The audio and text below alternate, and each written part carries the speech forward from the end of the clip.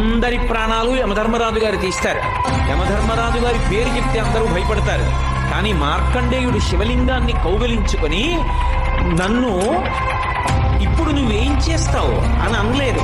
ఆయన ఓ మాట అన్నాడు, చంద్రశేఖరమాశ్రయే మమ కింకరిష్యతి వయ్యమహ అన్నాడు. నేను పరమశివుణ్ణి పట్టుకుని ఉండగా ఓ యముడా నువ్వేం చేస్తావురా అన్నాడు. ఆయనకి కోపం వచ్చింది. అంటే నువ్వు శివలింగాన్ని కౌగిలించుకుని ఉంటే నేనేం చేయలేను అనుకుంటున్నావా అని పాశం వేశాడు. మరి శివలింగాన్ని గట్టిగా కౌగిలించుకున్నప్పుడు ఆ పాశం శివలింగానికి కూడా పడింది. పడేటప్పటికి చూశాడు శంకరుడు, నన్ను నమ్ముకుని నన్ను పట్టుకుని నేనుండగా నువ్వు ఏమీ చేయలేవంటూ ఉండగా పాశం వేస్తావా? అంతే ఎడంకాలింటి తన్నాడు యమధర్మరాజు గారి యొక్క వక్షస్థలం మీద. అందరినీ చంపే యముడు మరణించాడు. ఆ మరణించినప్పుడు దేవతలందరూ వచ్చి